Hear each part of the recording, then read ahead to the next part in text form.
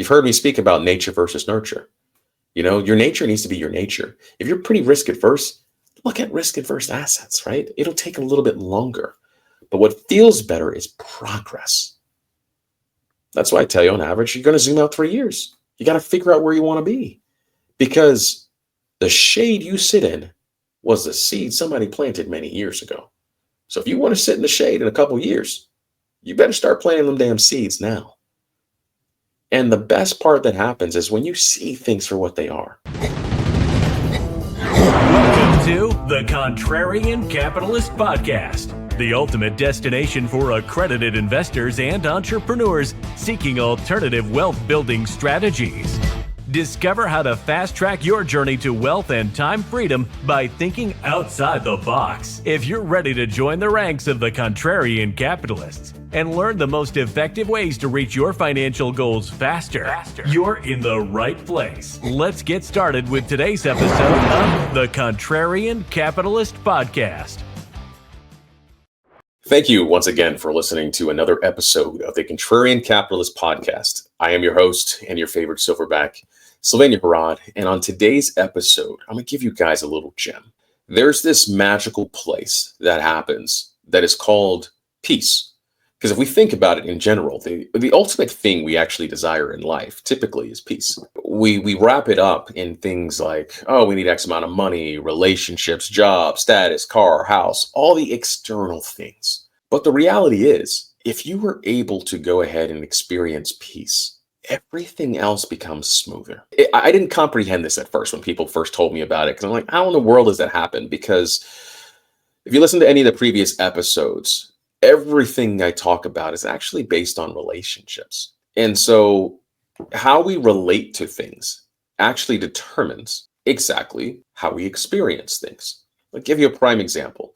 So I was just having a conversation with a friend of mine, and we were talking about the weather. And so in their world, they like super hot weather. But in my world, I actually prefer cooler weather. So right now, here in Northern Virginia, it's still sweater weather, y'all. It's the end of May, but it's still sweater weather.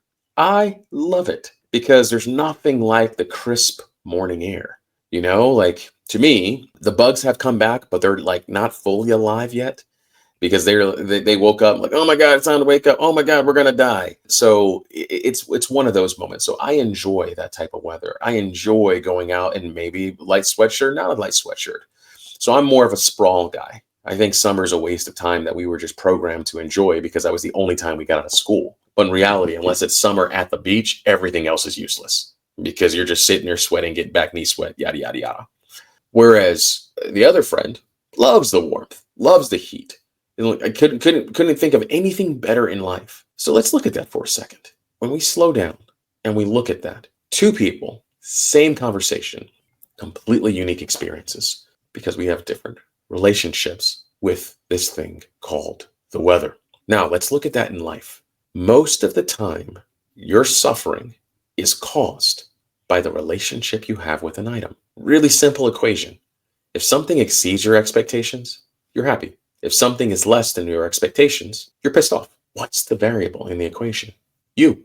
The expectations you have for different items will determine exactly your experience of those items. Now let's look at it from the normal nature of what we refer to as success, which is money. So there's this misconception that when I have more money, it'll solve all my problems. And while that's partially true, it's actually not really a reality. Because let's look at it. If you were used to driving with anxiety and being concerned, and to me, anxiety is the definition of that is excessive worry. So if you are an excessive worrier and that was the muscle that you developed for years, I'm sorry to tell you, but nothing outside yourself is going to be better than what you believe inside of yourself. Because it flees. It doesn't stay. You can get a big check. And then that lens of anxiety will switch it on you. Because you get the big check and you're like, man, everything's going to be cupcakes and rainbows. You're going to feel real good. You're going to feel really happy about it. And then guess what ends up happening? All of a sudden, it's going to switch from getting it to not losing it. And you're going to go and be like, oh my God, I want to make sure I don't make any mistakes because I don't want to lose it. I never want to go back to where I was before. And so all of a sudden, all you're doing is driving while staring in the rearview mirror the entire time. Like you're playing scared. That's all relationships. It's based upon how you relate to the situation. So now let's look at peace. Peace in that same scenario will go, okay, hey, I've made it. I can probably make it again. And then that's it. And then you just go right back to focusing on doing the thing you enjoy doing the thing that you need to be doing. Because enjoyment is just a decision. Like, I can enjoy a situation or I cannot. It depends on the relationship I have with that item. So when we execute from a space of peace, my definition of peace is having authentic relationships with things as they are, not as I want them to be. So we can go ahead and look at it. I used to have this misconception when it came to marriage, right? We hear the adage of happy wife, happy life kind of things that go there. And I go, well, if only one person is really happy in the relationship, how does that math? That made no sense to me. So my entire responsibility is to make sure my spouse is happy and never once consider my own happiness? Or I'm going to tie my happiness based upon the feelings of another individual? That's the only way I'm ever going to be happy? Does anybody sit back and think about these things? That don't make any damn sense. Versus, hey, I'm going to show up daily and just bring the best that I got for that day. Some days it's 25%. Other days it's 100%. There are different variants of life that will determine what's going on. Sometimes you're injured. Sometimes you're sick. Sometimes you're frustrated. Sometimes you're overwhelmed. But I will have a healthy relationship with our relationship. I will show up and I will be kind more days than I will not be. It's a totally different lens of looking at things. Then you get to see your spouse for who they are in that moment, not who they used to be, what you want them to be, or any of these other desires, like who they actually are. And you get to see them in those moments. You see them for who they are. It's just like if somebody were to go ahead and ask you questions. Hey, how do they show up? How are they doing things? If they're not the most organized person, do not hold an expectation that magically one day they're just going to show up and fairy dust. That better. That is the basis of being at peace. Because you can say, like, oh, cool, they're just messy. So what? You know the fact about kids? Kids are meant to be defiant. That's the whole purpose of them going out in the wild and starting to gain agency and autonomy. That's our real desire in life, is to raise kids with integrity, good character, ethics, and so they can be self-sufficient in life. I love agency. I just, that's the skill set that I choose to give to my children. What I'm not going to hold a relationship with is expecting kids to be compliant. Because believe it or not, if you just watch animals, just in general, like kids and things, and think about yourself when you were a kid, you're actually wired to be defiant because you have to begin to develop your own sense of agency versus the narrative that we hear on Instagram of like, oh, look at me and my perfect kids, and here's what we're doing, and we're taking pictures. I will tell you, I learned one thing growing up. Really strict parents train really good liars because they have to think about all the different ways they can get away with it, because the kid's desire is to have agency. At some moment in time, they go in different phases. Now, what in the world does all that have to do with being able to escape the 9-to-5? Right? That's the focus of this podcast. The focus of this and the actual desire is you have to be real with yourself.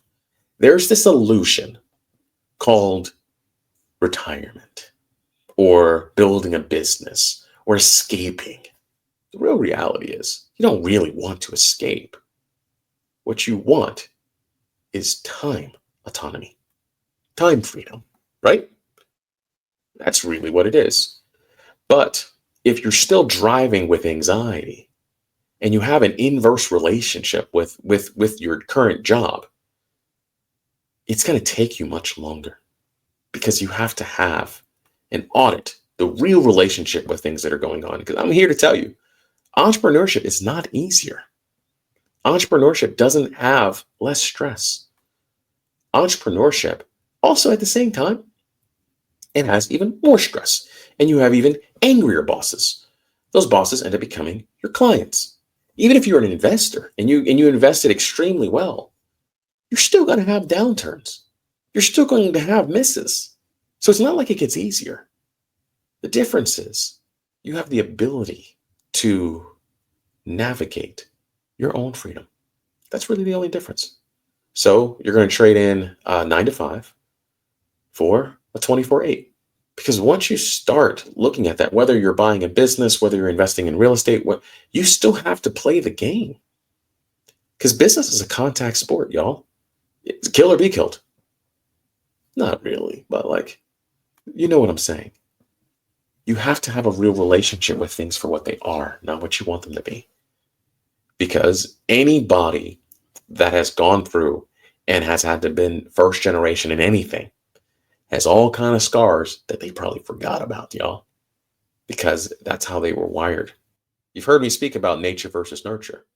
Your nature needs to be your nature. If you're pretty risk adverse, look at risk adverse assets, right? It'll take a little bit longer, but what feels better is progress.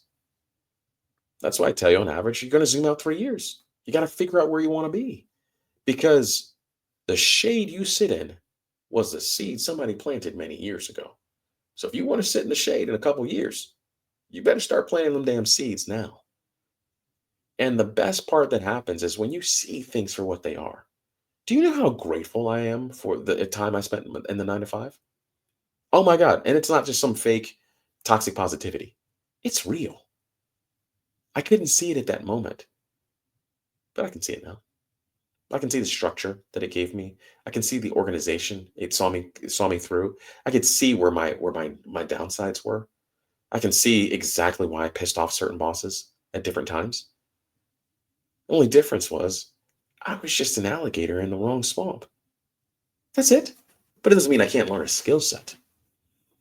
And all of that is because I have access to peace. I can see things for what they are, not what I want them to be. Then I can have a relationship with that. And as I consistently see that, I can then share that experience with others who come into my presence. So to land the plane, the key objective when deciding exactly what it is that you choose to build and chase down is to make sure you have a proper relationship with it. If your true desire is, I only want to work a few hours a week, you got to make certain choices. And you have to evaluate and be real with yourself and say, all right, what's my standard of living? Because we all have our different standards. Once I understand my standard of living, maybe my timeline needs to be extended a couple years. It's not about time. It's about the plan and making sure you're executing upon that plan. And recognizing that there's going to be ebbs and flows and ups and downs. But the beautiful thing is you're in the game. Take your kicks to the shin. You know what I mean? And that's what makes it so exciting. That's when you get to wake up every day and there's this invigorating feeling that you can't explain to others unless they've been there. But just know, on the greater side of anything you can experience, you're also going to experience the other side of it.